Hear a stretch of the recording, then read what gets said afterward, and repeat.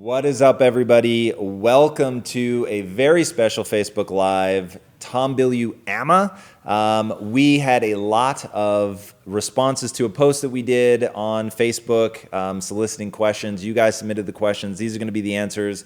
It is going to be a lightning round. I have a hard stop at 12, so that gives us a little less than an hour. But I'm going to burn through all of these bad boys. And then if there's time, I'll also be taking live questions. So if you have a question during any of this, a follow-up, something you wanted more information on, go ahead and drop it in. And we will get to that. And then this could also potentially be a new format, which we'll call the AMA series. All right, so here we go. The first question was submitted by Melissa Utiro. What pushed you through the days when you were living your reality but working towards your vision?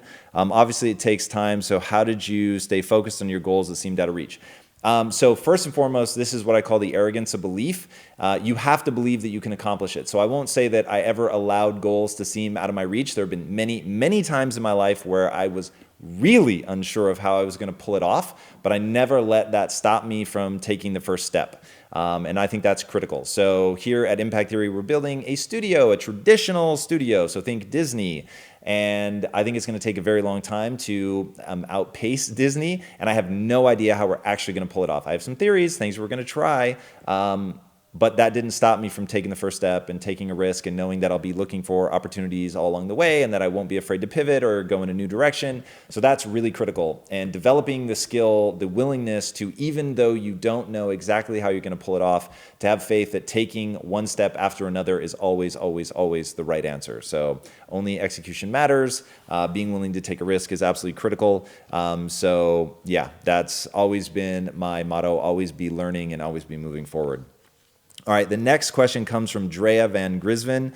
How did you find what suited you for success? I followed lots of paths and have been successful in almost all of them, yet still looking for the, oh my God, I'm going to do this for the rest of my life moment. So this really comes down to how do you find or develop a passion? So I want to differentiate between, I don't believe you find a passion, I believe you develop it. So you need to look inside yourself for areas of interest and things you just find interesting, whatever they may be. Don't pass a judgment on them. Find an area that overlaps, ideally multiple interests overlapping, and then the absolute critical part, it overlaps with your ability to monetize. So whether that manifests as employment in somebody else's company, whether that manifests as being a contractor, or whether that is actually building your own business. I don't think it really matters, whatever suits your personality. But at the end of the day, you need to find an area where that interest overlaps with your ability to monetize. Then you're going to begin gaining mastery in that thing.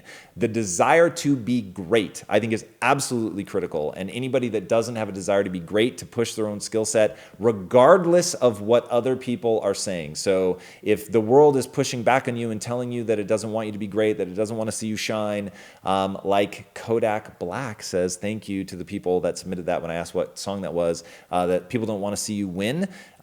If you can still pursue greatness in the face of that and wanting to develop your own skill set, then you're going to go far. And it's in the development of mastery in an area of interest that will ultimately develop into a passion. So if you haven't found that, oh my God, I want to do this for the rest of my life moment, one, don't be afraid of that. I don't think that anything needs to be a forever thing. And the only thing I know about any forever company that I do, which I actually consider Impact Theory to be my forever company, is that it has to be flexible enough to allow me to adapt and change and grow and want to move in multiple directions. So excuse me, don't be tense about that.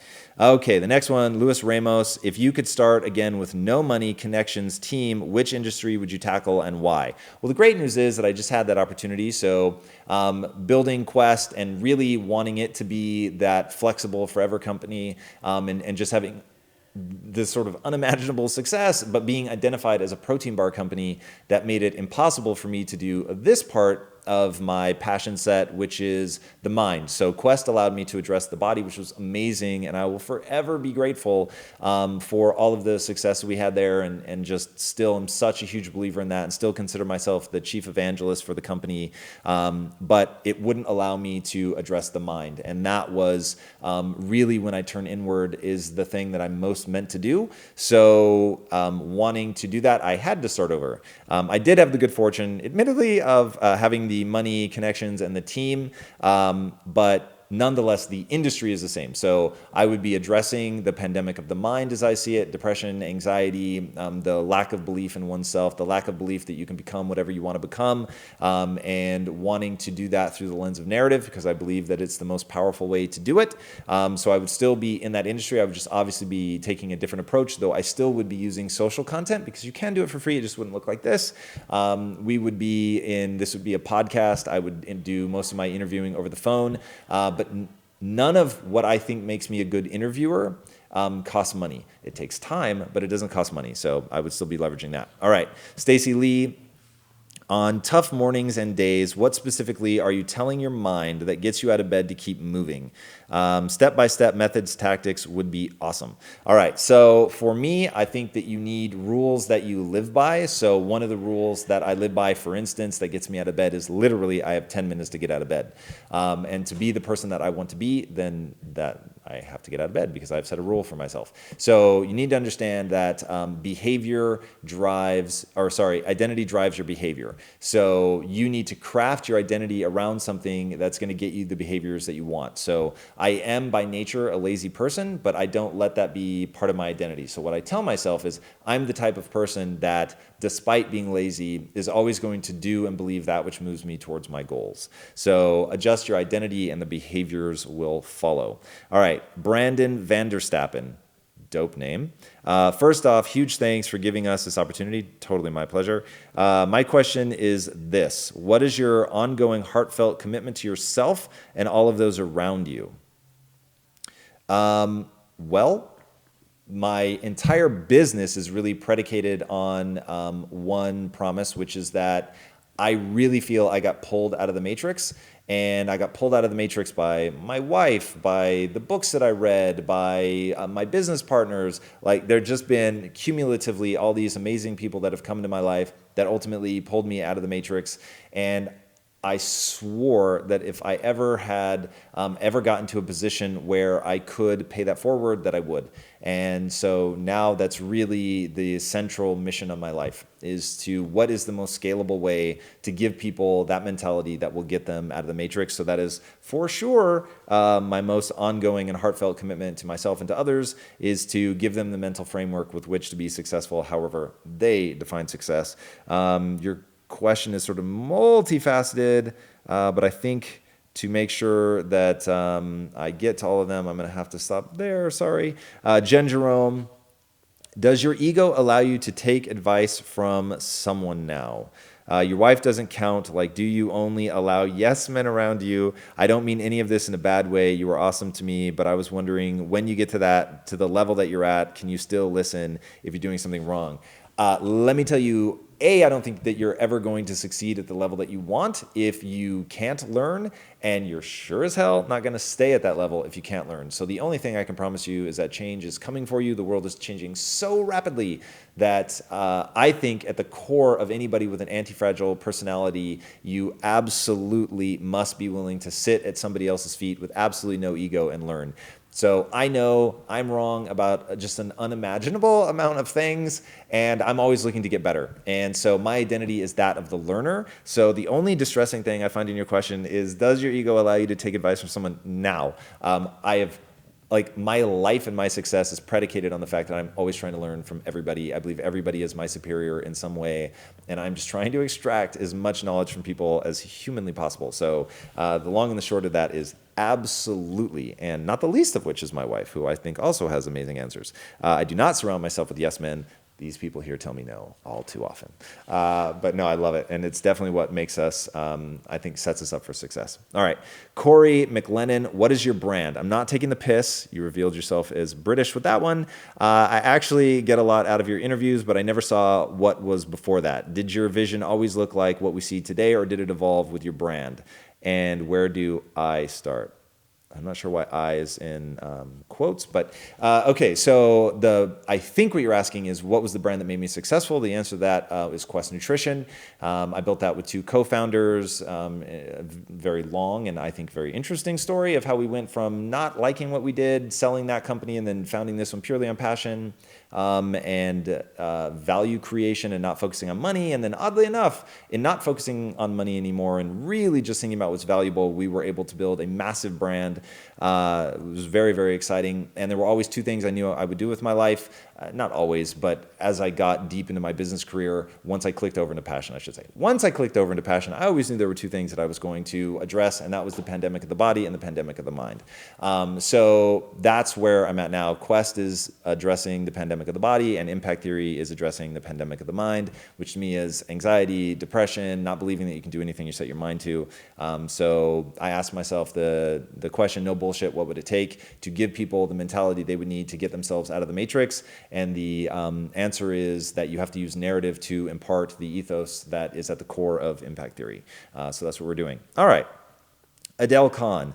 One, do you confuse the word suffering with struggle? Brendan Bouchard mentioned in his audiobook Manifesto of Motivation, which I think is the Motivation Manifesto, I'm not sure, that struggle is necessary, but suffering is not. So I don't confuse them, but I do think that both are important things to acknowledge and recognize. And so I define them like this. So suffering, I think you have to be willing to suffer in order to grow and change. I think suffering is the thing that allows you to do that. But to Brendan's point, you're going to struggle, you're going to go through hard times, but you can choose not to suffer in that. And I think that actually, even though I really, really find the willingness to suffer to be very, very important, I also think that it's just absolutely critical to develop the ability to understand how you can switch off the suffering. Watch the episode that I did of Impact Theory with David Goggins to really get insight into how I see the usability of suffering itself, both how to deal with it and how to leverage it.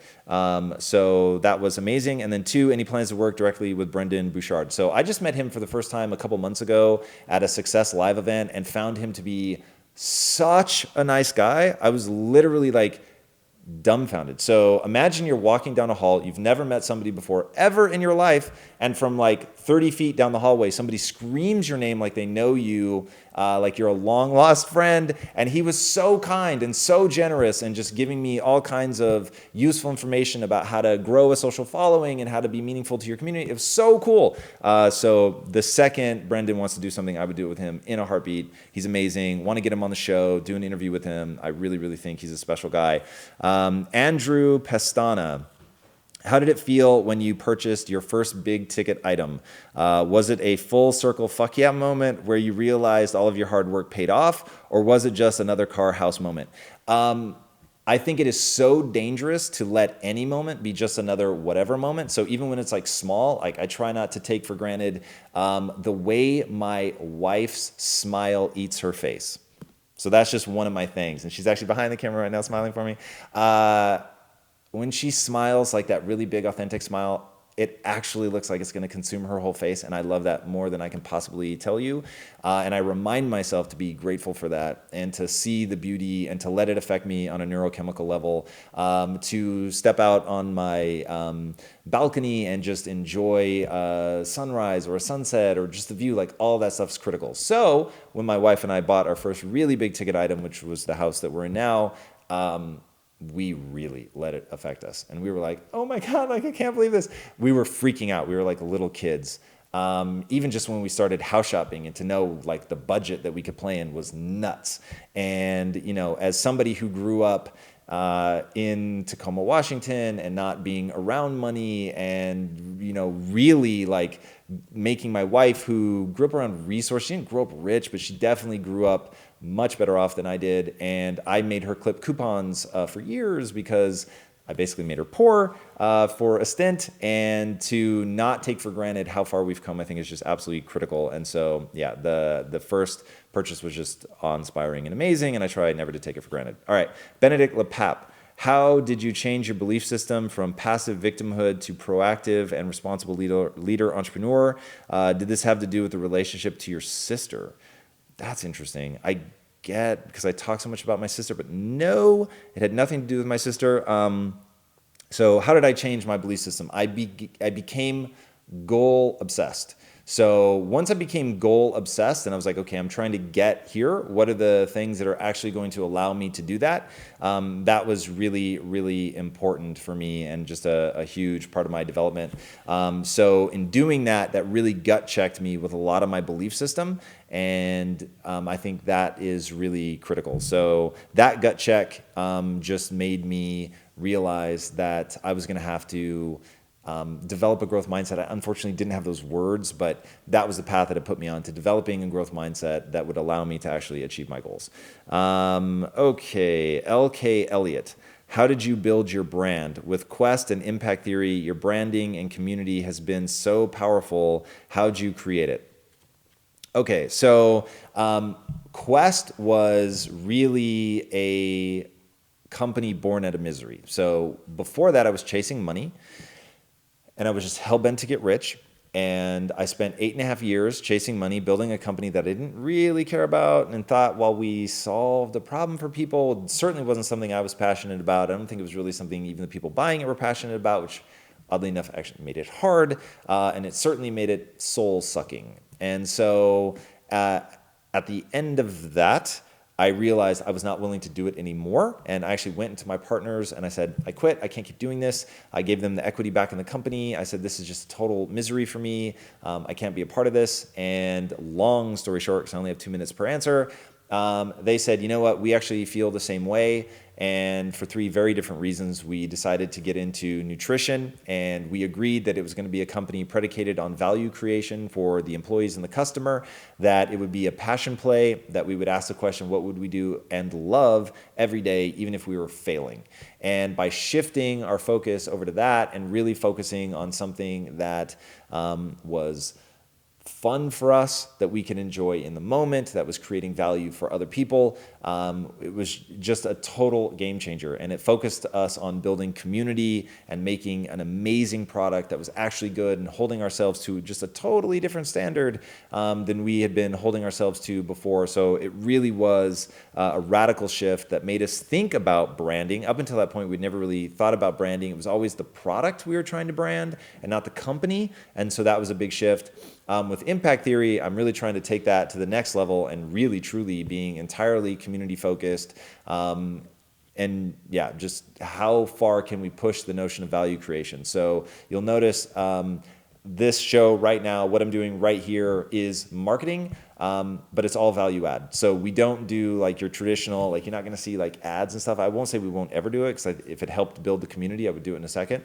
But all of our marketing is value add. So this is all free. We give it away. And we do that because we want people to understand how sincerely we want to positively impact your life, because we want that to be the brand ethos. We want people to understand that literally from the ground up, this company is designed to help. And we plan to monetize it. We plan to make a whole lot of money doing it. But I believe the only thing that's sustainable that you can sell for the long term is value. So that's what we're all about. And then the second part, knowing that it's physically possible, myelin, et cetera, and that people did it isn't enough. Would be great to hear how exactly you did it. So I think I sort of covered that. But basically, yeah, focus on community, build community, make a great product. Those are the shorthand answers. Okay. Locks Rain. What was the single moment that catapulted you towards your first step? What clicked for you that changed and turned it around? Insight, wisdom, a experience that helped you put it all together. Wisdom and experience that helped you put it all together. So this is very similar to the last question. It really was frustration. I'm going to take a tasty beverage sip here. Bear with me 1 second. It really was more an insight into what I didn't want to do anymore. And I think that's important to acknowledge. Like, I got fed up. I got frustrated with not feeling alive, with not loving what I was doing every day, with feeling like, man, you got one shot at this. This is your one life. This is it. You're not coming back. So what are you doing to make it count? And realizing that the game you're playing is actually brain chemistry. So feeling good in the moment is all that matters. So I wanted to structure my life in a way where I would actually enjoy the day-to-day. So frustration is the only honest answer. And it wasn't just frustration, it was despair. Despair was my first step, and I was unwilling anymore to continue on the way that I was. And that was the key insight for me. Despair. There you go. All you have to do is hit rock bottom, and you too can go on to do what you love. If only it were a little easier. Hopefully you guys can learn and not have to learn from me and not have to put yourself through that. So there are ways to monetize doing what you love and what you believe in. You have to look inward, figure out what that is, develop a passion. It's not something you uncover or find. We talked about that earlier. All right, Alan Cruz. Do you have a customer experience department at Quest? If so, will you share the success you had with that department? If not, why? If not, can I start one for you? This is a very kind offer. We do have one. So our customer support department, and really quite frankly, every department from the ground up is meant to evangelize the customer. And that was our whole thing right from the beginning, is it's not enough to take care of the customer, you have to evangelize them. Now, very important point, very critical to realize, that starts with evangelizing your employees first. And you really do have to be an employee-first company. If your employees are bitter, they are going to pass that on to the customer. And so taking really, really good care of your employee is absolutely critical. Now, it's harder than it sounds, and I have made my fair share of mistakes there, but that remains like a core value for me and something that I take very seriously, to make sure that the employees believe in what you're doing, understand what you're doing, are better for having worked at your company. And that's really my promise to every employee, is that if you work here, your life will be better than if you hadn't. And making good on that promise is hard as hell. But I think that every entrepreneur has to hold themselves to that standard and really accept responsibility when you're falling down on that, assess how you're falling down on that, why you're falling down on that, make adjustments, and go forward. So that's super, super critical. And going above and beyond, going way over the top for your customers, that's also really critical. And a great way to build community and build a business, by the way, to not always be thinking about eking every bit of profitability out, but instead think of the emotional reaction that the customer has to your brand as the profitability. And I just really believe if the customer believes in your mission, believes in the company, wants to support it, that in the long run, you're just going to be way more profitable. So always putting that first, I think, is just smart business. All right, Jonathan J. What would be your strategy if you didn't have social media web? Well, it would take you back to, I can only go backwards, right? So I don't know what looking forwards is going to look like without social media and the web, and maybe we evolve past it. Almost certainly things change so rapidly. But looking back, it was traditional marketing and advertising. So being high touch is where I shine. So I think that given if I were in the same circumstances I am now, just I didn't have social media and the web, I would be doing a lot more events. I'd be doing a lot more speaking engagements. I'd be building the community one by one. Meeting artists and writers and creatives is going to be so critical to my go forward business. I would still be based here in LA. I would still be building relationships with those people. And then it would be a much more direct path to the creating the content. I would have to rely much more heavily on the traditional means of getting that done. And so instead of, because what we're doing now is essentially building the community, but telling the community all along the way to know what to expect from us, that we're going to be building a studio, that we're going to need your help identifying what content to put resources behind, all of that, to engage the community in that. So it's not a surprise when we start doing that, but really, really believe that building the community is step one and is so much easier to do with social media and the web. So I would forego that without it. I would focus more on creating my persona, which I think is very critical. And if you look at what Disney did, I'm very much modeling myself after that, which is why I've stepped out front, all that. But looking at the way that Disney built an ethos on the brand umbrella, so that's what we would do. So there would be only certain types of content that we would create, but I would leverage the traditional distribution means to do that. Okay, so Moody Imara, how long did it take you to have a net worth of over $1 billion? It's funny, I've heard people make comments like that before. I'm not a billionaire. I don't have a net worth over $1 billion. Our company had a net worth over $1 billion, but I had 2 other partners, so you got to divide everything in a third. So I'll let you know when I finally cross that mark. Andres Rosso Echeverry, I'm sure I just brutalized that name. What is the best way to meet prospects at the start? Well, oddly enough, social media and the web. So depending on what you're trying to do, that's a very generic answer, but nowadays, getting the awareness through social media is so easy because it's free. So, and I say easy compared to what it used to be, where you had to throw money at the problem, and just getting people to pay attention to you. There were 1,000 gatekeepers that could stop you because they were the only ways to get out in front of people. It was much harder to do groundswell. But one thing I will say, have an awesome product. Like, having an awesome product is always the right answer. So focus on that. Make your product great, whatever your product is going to be. And if it actually solves a problem, start giving it away. Giving away a problem giving away a product that's amazing and solves a problem is just always going to be the fastest way to getting things done, because then people are going to talk about it. But yeah, really making pain go away for people is super important. Okay, Ariel Huskins. What was the single most valuable tool you used to create your business? Well, that's really twofold. There's only, you have to give two answers to that. One, your product has to be amazing. Okay, there's just no substitute for that. And that's why I really encourage people, get great at something. Like, get really good. Focus on being amazing. Focus on being extraordinary, outperforming everybody else, having something that nobody else can match. Like, that is so important. And I think that in the with the millennial desire for immediacy, and anybody, quite frankly, that uses social media, where it's so fast, like you can get something out really rapidly, you can get feedback really rapidly, and even just forget social media, like the mobile generation. I could order something from Amazon now, and it'll be delivered by the time I'm done, like, with this segment. It's crazy how fast. So we've all really been trained to want things immediately. And that's why I think the people that are willing to go head down and do the work are still going to be the ones that win, because there's the getting to the physics of the problem. The physics of the problem is the human condition. And the only way to get people's attention is to wow them, to solve a problem for them, to excite them, to entertain them, whatever. But that only happens when it's actually good. It's actually impressive. It captures their imagination. It captures their attention. It draws them into your universe.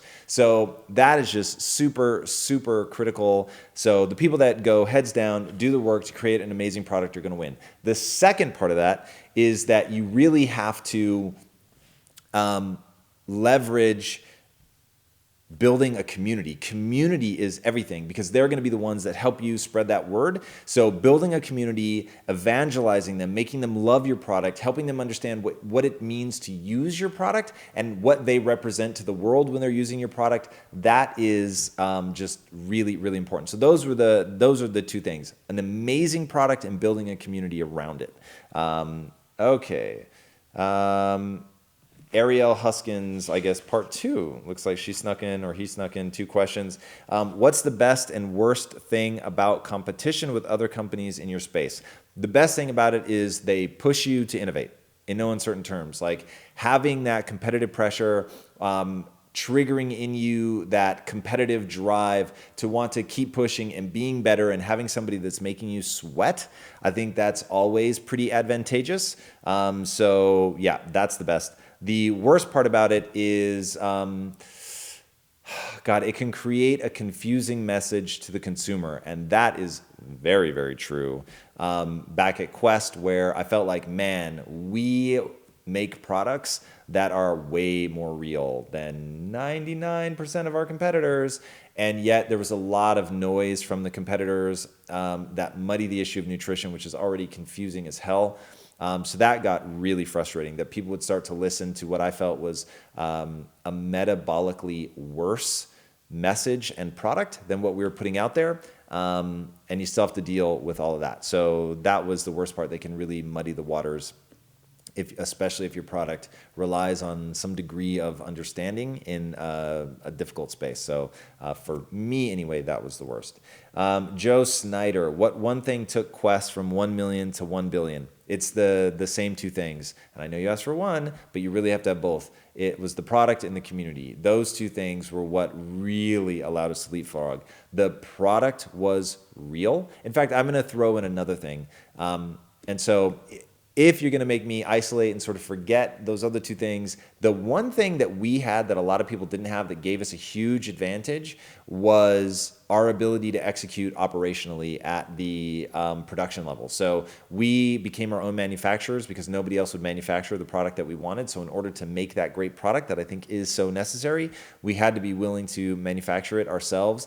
And that was a huge leap forward. Nobody else was doing that. It let us make a product that was really unique and gave us probably a 3-year head start on everybody else while they really struggled to keep up and alter their equipment enough to allow them to make the same product that we were making. So that was just super critical.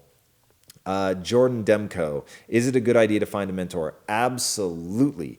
Even if that mentor is only books, there's a great quote from Socrates: read so that you may learn with ease what other men have struggled greatly to learn. That's a paraphrase, forgive me. But that's the idea, right? That people are putting into books, like they're taking 10, 20, 30 years of knowledge and condensing it down to something that you can consume in a week. So that's arbitrage. So be sure, always be reading. ABR, that sits at the center of my universe. I'm just always reading, always trying to learn, always trying to push my skill set. So that is really critical. And so think of those authors as your mentors. You don't necessarily need a flesh and blood mentor, although they are awesome as well. And you can ask them questions, but especially in today's social age, I think the ability to get digital mentors has just never been easier. So find those people that you resonate with, that maybe understand your industry or what you're trying to get into, and engage with them socially. It is so meaningful to me to get these questions because it gives me an opportunity to deliver value to the community. So this is a great opportunity for people to get their questions answered. So you're delivering me value and hopefully I'm delivering value back. And there are a lot of amazing people that are doing something similar to this. So take advantage, whoever speaks most clearly to you. Kevin Holt, how do you actually make money? Like me personally? If that's the answer, by selling product. So at Quest, that was really simple. Sell protein bars, sell protein chips, protein powder. That was how I made money there. How do I make money at Impact Theory? Right now we're in a building phase, so I'm not worried about monetizing yet. I'm in a very fortunate position that I don't have to. So that's put us in a very unique position that I never anticipated, but am leveraging to the hilt, which is that I can build a community predicated on value and build a brand doing that. My ultimate money-making plan is merchandise. So I believe that if you can create intellectual property that resonates with people on an ethos level, where it's like, how do I live my life? What are all the things that I need to be thinking and doing? I think that you can really build a powerful community that then leverages that merchandise to do what's called self-signaling, where they're intending to signal to other people, but they really reinforce in themselves their ideology. And I believe that we have a unique ideology here that's going to pull people out of the matrix, that will allow us to create traditional narrative content. So the easiest way to explain it is, look at what Disney's done. So the way that Disney built their studio has never been replicated. It's crazy to me that it's never been replicated. And what they understood that nobody else seems to understand, that we plan to have the discipline to replicate, is every piece of content that Disney creates feeds into the brand ethos. So if you say that you're going to go see a Warner Brothers movie, nobody knows what you're talking about. They don't know what kind of movie you're going to see. But if you say, I'm going to go see a Disney movie, people know exactly what kind of movie you're about to go see. So that's what we want to do. And we want to create books, comic books, TV shows, movies, and video games. That's really how you get narrative to people. And while we'll make money on that, that's not the real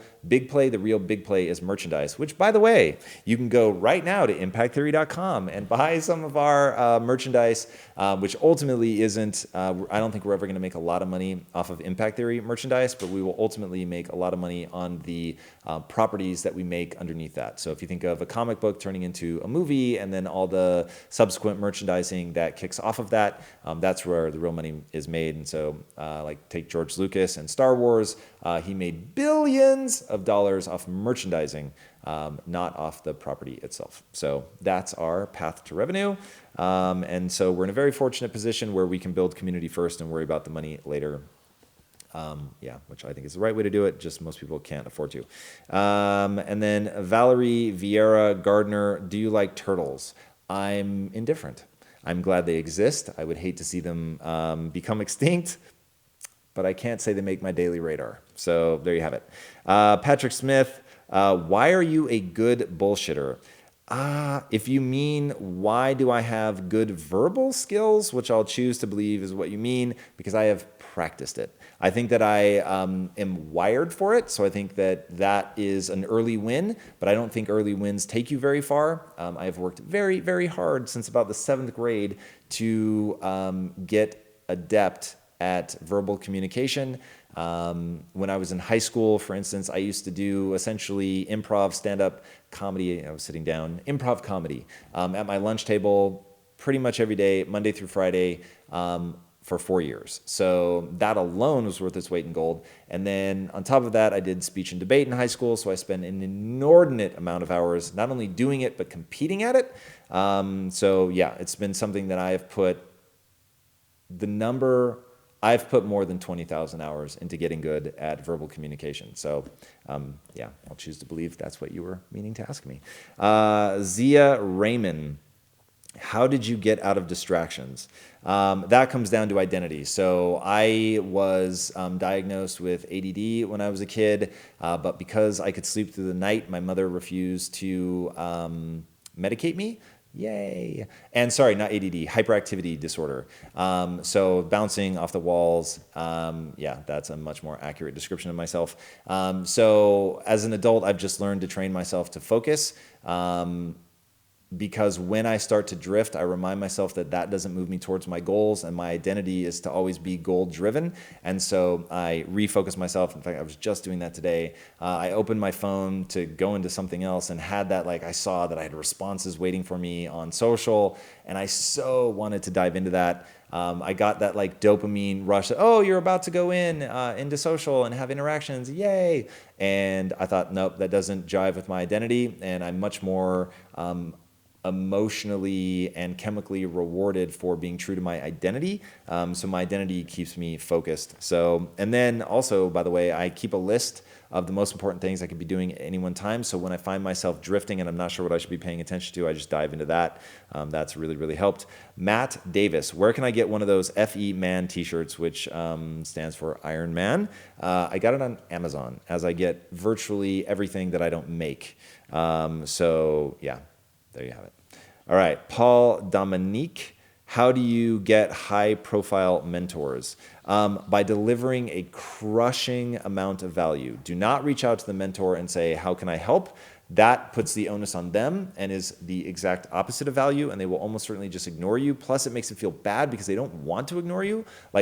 There are a lot of really cool people out there that actually want to help, but you have to facilitate them helping because they're getting hit up all day, every day by people who are like, how can I help? How can I help? How can I help? And that's a pain in the ass. So if you really want a high-profile mentor, do the following. Find out what is valuable to them. Find out what their mission is in life. What's that thing that they're trying to do? Find out how your skill set makes you adept at doing part of that for them better than anyone else. And then go explain to them how you're going to help them get what they want and tell them, I'm going to work for you for 90 days for free. I'm going to work harder and smarter than anyone you've ever met. At the end of the 90 days, if I have delivered value, you can put me on payroll, or if you just want a mentorship, great. And if not, at least I got knowledge and connections. And that's all that I'm looking for. But it's really about figuring out how them mentoring you helps them. That's what you have to show them. Because if it only helps you, why would they do it, right? So you really have to put yourself in their shoes and know that, like every human being, they're going to be selfish. So you have to show them how mentoring you is a win. That is the big thing. And I really cannot emphasize enough. It is so lazy to ask the other person how you can help them. You need to go armed knowing so much about them, what they're trying to accomplish, and then detailing for them exactly how you plan to help them achieve that so that they can see that the most selfish thing they could do would be to mentor you. All right, so we're getting low on time, but I do have 10 and a half more minutes. Chase, do we have any questions coming in? All right, you want to just run over here real fast and throw them out. Yeah. What is up, everyone? So we got a question from Vishawav Rana. Hey, Tom, is it worth risking job security for an unplanned future and dreams? So I don't think that you have to be binary like that. I don't think that you have to burn the ships at the shore. I think at the end of the day, you can do it nights, weekends, you can do the side hustle and then just prove it out that there really is something there. That's certainly what we did at Quest. So we were running a technology company by day, and then we were building Quest at nights and weekends. And then once we saw that it was taking off, then I left that and went to do Quest full time. But I think that there are ways to hedge your downside, which I actually think is pretty important. And taking a cue from Richard Branson, one of the most successful entrepreneurs of all time, hedge your downside wherever possible. Got it. So another question from John Belt. Why couldn't you do what you're doing now with the name Inside Quest? What made you want to change it into a brand new company and not just adapt it to Quest? Because what I found was we were building two separate fan bases, communities. So unfortunately for me, because I would have much rather done that, the community just, there wasn't overlap. Like people did not see the connect. Like, why is a protein bar company doing a show about the mind? That people just kept asking that. And also, my partners and I did not share a vision for it, so it would have been very stressful to try and drag them along in the process, which inevitably was going to be very expensive and take years to build that community and years to get people to understand how body and mind are integrated and all that. So I thought, you know what? Rather than do that, it just makes more sense to spin this out into a standalone company. The reason we didn't keep the name Inside Quest is because that intellectual property is owned by Quest. So even though I own a third of it, I only own a third of it. And so like trying to like pull that out just would have been weird. Also, rebranding gave us a chance to get away from the identity of the protein bar company and create something entirely new. And impact theory was certainly ideologically much more in alignment with what I'm trying to accomplish. So yeah, that's why. Cool.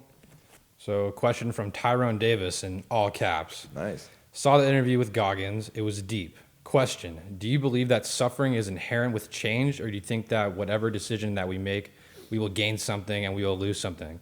Or is it all just a matter of Atlantic rhetoric?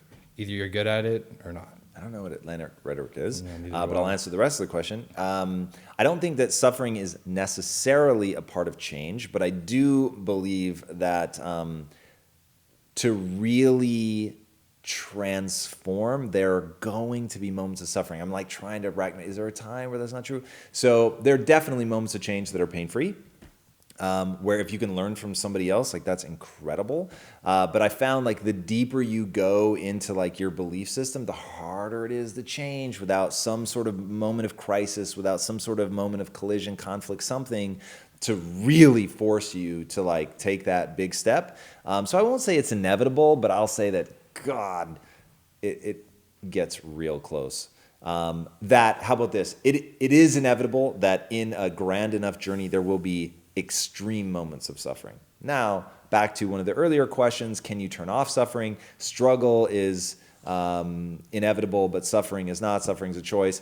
And I do think that like at some level that's true, but I've never met a human being that didn't suffer, at least to the point where then you have to learn to make peace with it. Like for instance, I will just tell you that when I'm doing a fast, which you and I did together, it sucks. But you can actually embrace the suck, as David Goggins says. And once you begin to embrace it, the suffering takes on a different note. And so it doesn't feel like that imposed upon you suffering, which has its own layer of pain. So one thing I find very interesting in the brain, like if you go to a hypnotist, they can hypnotize you to not feel pain. That actually isn't true because there's pain and there's suffering. So the signal, the pain signal is still going to your brain, but the area of your brain that registers this stimulus, this pain is bad, which is what makes it suffering, switches off. So I think you can shut that off. I just think that it's inevitable that you're going to go through it, at least temporarily, until you get to the point where, okay, now I've got control of it. I'm going to turn that part of my brain off. So And the moral of my story with all of that is don't fear suffering. Like, don't do something based on whether or not you think you're going to suffer, but do learn to make friends with the suffering. Do learn to see the power in it. That's very, very advantageous. And then that actually makes the suffering less. A key takeaway in that as well is from Man's Search for Meaning, Viktor Frankl said that you don't need to suffer to find meaning, but you can find meaning in suffering. I think that's a key takeaway when looking for that kind of thing. Said way better. But then Viktor Frankl says everything better than I do. So yeah. Let's see. I think we have time for maybe one more. Yeah, we got a 6-minute mark, so okay. We'll do one or two more. So from Victor Salgado, Tom's, any plan? By the way, Victor is OG Quest. Quest? Assuming this is the same Victor Salgado, but Tom, any plans on writing a book? Yes, we are literally working on that as we speak. So we're in negotiations with the ghostwriter right now, and assuming that we're able to pull that off, essentially what they're going to do is go through all the content that we've created, boil it down into one narrative about how to get yourself out of the matrix. So it'll be all my words, just taken from all. At this point, we've put out hundreds of hours of content that all contains, you know, the belief system about how to get out of the matrix. They're going to consolidate it because the reason that I've pushed it off is I can't justify the time it takes me to actually sit and write.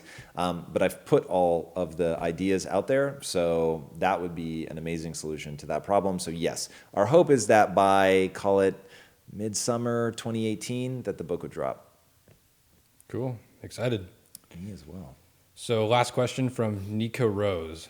How do you get yourself to believe in yourself when your doubts and fears dominate you? All right, so this is do and believe that which moves you towards your goals. So if you can allow yourself to believe the following: humans lead with belief. What I mean by that is you won't take the first step unless you believe you can get there. So you don't have to believe that you're capable of doing it today. You just have to believe you can become capable of it. Now, if you don't already believe that, then believe this: humans are an adaptation machine. Period. That's just fact.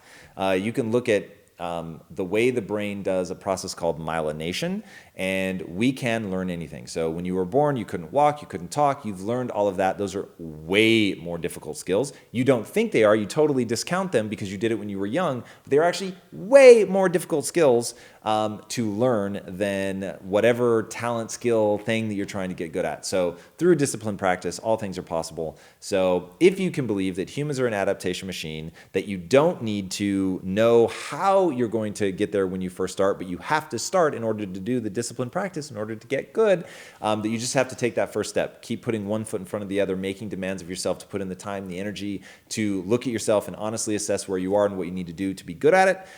Then that literally, to me, that's just looking at the physics of the problem. That was me not going, am I extraordinary? It was me going, what is the truth of the human condition? How does a human get good at something? And then doing it. So, and also just realizing that your brain is lying to you. So insecurities are totally worthless. They do not serve you. So you have to jettison them.